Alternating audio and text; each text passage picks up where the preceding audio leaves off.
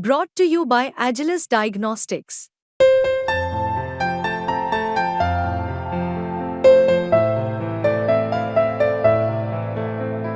Agilus Diagnostics की जो बात कही गई है उसके तहत मुसलमानों की आबादी के हिसाब से कम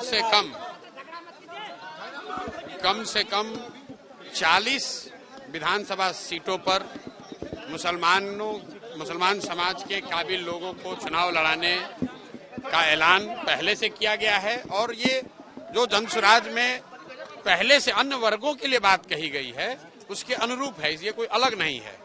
दूसरी बात जो मैंने कही आरजेडी वाली, आरजेडी के लोग जो पिछले 30 वर्ष से मुसलमानों के रहनुमा होने का दावा कर रहे हैं, मैंने उनको आज इस सभा और इस मंच के जरिए ये चुनौती दी और आपके जरिए भी कह रहा हूं।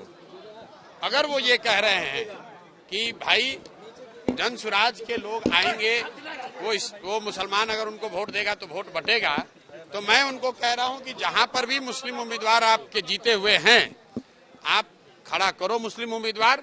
हम वहां मुस्लिम नहीं लड़ाएंगे, हम वहां हिंदू लड़ा लेंगे, कोई बात नहीं है।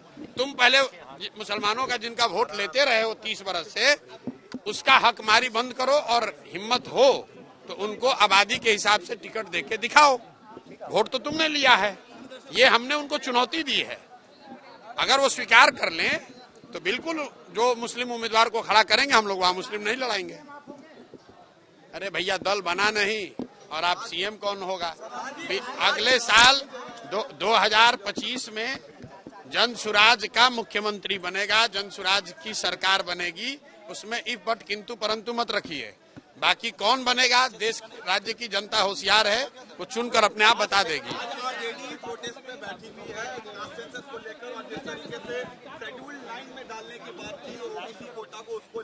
भाई, आरजेडी को जो करना है करे।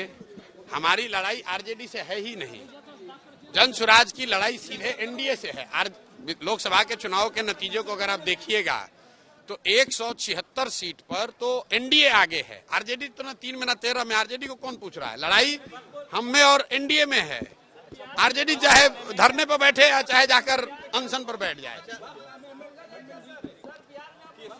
देखिए, वक्फ अमेंडमेंट बिल में ये दिखाता है कि जब तक मुसलमानों की या फॉर दैट मैटर किसी भी समाज की राजनीति में भागीदारी नहीं होगी। एक मिनट रुको भाई, काहे घबरा रहे हो? जब तक राजनीति में आपकी भागीदारी नहीं होगी तब तक ये संभव है कि आपके समाज या आपके खिलाफ भी कोई कानून बन जाए और आप उसको रोक नहीं पाएंगे। वक्फ बोर्ड में का जो कानून अभी आया, भी कानून बना नहीं है। सरकार देश में कोशिश कर रही है, अभी तो उस पर डिस्कशन चल रहा है। लेकिन उसके पक्ष में किसने वोट दिया? नीतीश कुमार ने। यही नीतीश कुमार कल फिर आकर गठबंधन में शामिल हो जाएंगे, महागठबंधन में, और मुसलमानों को टोपी पहनाएंगे कि हम तुम्हारे नए रहनुमा हैं।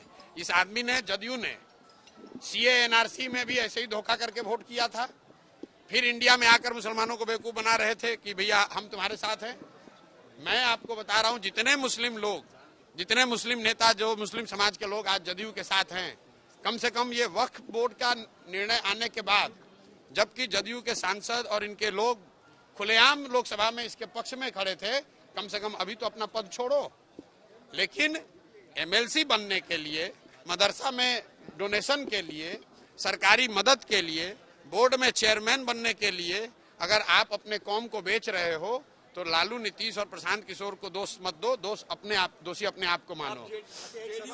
मतलब आप बताइए कि जो जदयू में जो भी मुसलमान नेता आज खड़ा है, वो किस आधार पर खड़ा है? किस आधार पर खड़ा है? भाई, अगर आरजेडी ने किसी एक आदमी को एमएलसी बना दिया, वो तो एक मुसलमान एमएलसी बनाना, उससे क्या हुआ? समाज का उससे क्या फायदा है? क्यों मुसलमान समाज सो कॉल्ड जो फातमी है उनकी बात सुने? क्योंकि उनको टिकट दिया। फातमी साहब को आरजेडी ने टिकट दे दिया तो वो 2.5 करोड़ के मुसलमानों के नेता हो गए।